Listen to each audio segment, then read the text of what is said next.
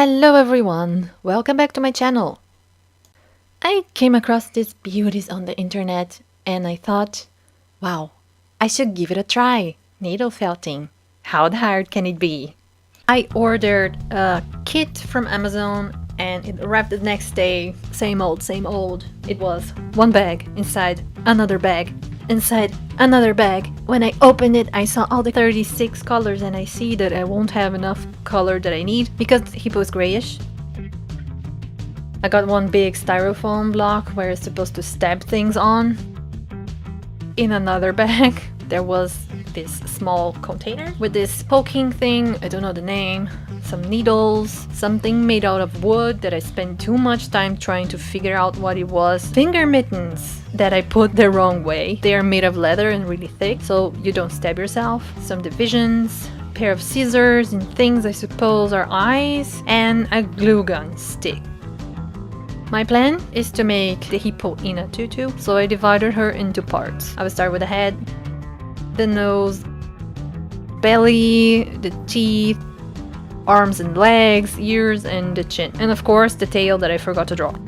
I laid all the colors for the exterior and now I am 100% sure I will not have enough to build her, so I started with other colors instead. I took this green to start with the head and I put the mittens on and start stabbing it with one of the thickest needles in the package. Then I decided I like to live dangerously, so I took off the mittens. I started poking and turning until I got a fairly hard ball. The tutorials that I watched said that the main mistakes for beginners are that they're not stabbing enough, what will make you end up with something that will not hold its shape if it's too soft. I tried to make sure that I'm stabbing it enough to the point that I got something really hard. After that, I added another layer to make it bigger, and don't be misguided. It is a really long and tedious thing to do. And by this time, I stabbed my fingers at least 3 times. So I'm adding a counter here so that you know every time I'm stabbing myself that you can count with me. So bear with me now. After finishing the nose, I started attaching it to the head by stabbing in different directions and adding a strip of wool so it would hold it better and not fall off, because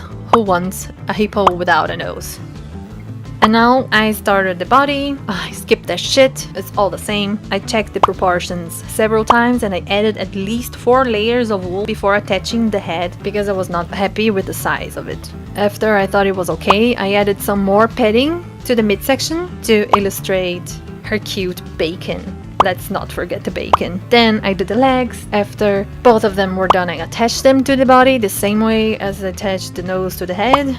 And I added more bacon, of course. The arms were a little different. I did it more in a triangle shape because I wanted them to face down instead of sideways. Otherwise it would look too funny. I attached them to the body and I added more padding all around.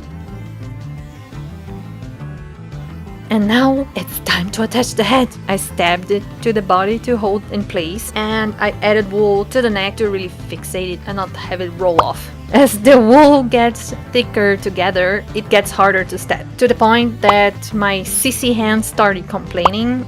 I had pain in my arms and in my hands, which tells me it's time for me to go back to the gym.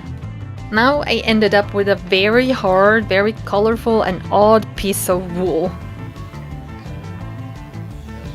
I started with the eyes. I stabbed through her head with the stabby thing that came in the kit, and I added a little hot glue to the pin, burned my fingers because why not, and voila, we have an alien. Now how to get it to look like a drawing.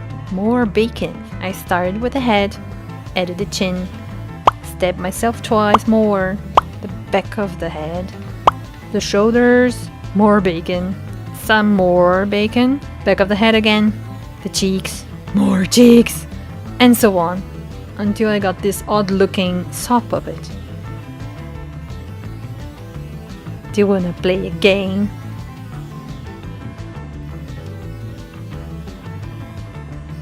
Because I didn't have enough colors for the exterior, I decided to mix 4 colors together, and that was pretty satisfying to shuffle it around. I tapped them down to form sort of a matted surface. Applied it to the hippo until I got this. The moment I was most dreading. arrived, adding the details. I started with the teeth, then added more padding to the nose, the eyelids, more padding here and there, and then some contouring of her face, added the nostrils, the ears,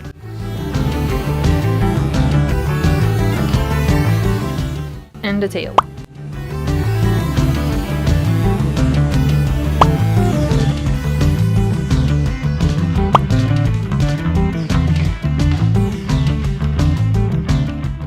There she is. But she wouldn't be a hippo in a tutu without a tutu.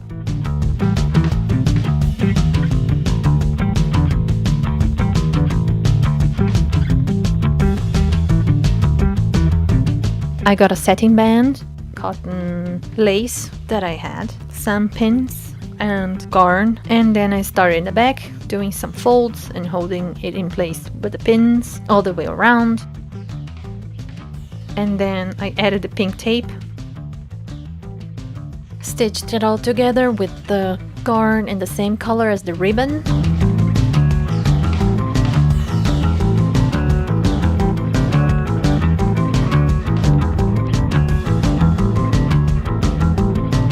And I added a nice little bow in the back, and that's it.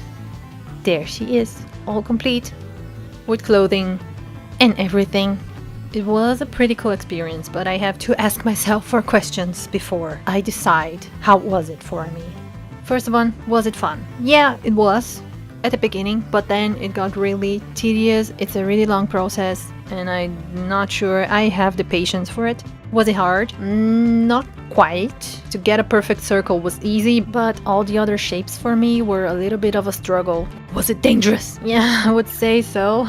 Maybe not if you wear the mittens, but since I didn't, I have stabbed myself 32 times in the whole process, and I think that's 32 times too much. My fingers are extremely broken from this. Will I do it again? If I have to. I don't know if I will be doing it anytime soon, maybe just to use all the material that I got from the kit. Unless I have anything specific, I don't think I will be felting again anytime soon. And finally, that's it. Thank you for watching this very long video about my terrible experience with felting. Well, it was not that terrible, it was just boring. I hope you liked it. Leave a comment below, share with your friends and family. Make sure you subscribe and hit the bell button so you get all my updates, and I'll see you next week. Bye!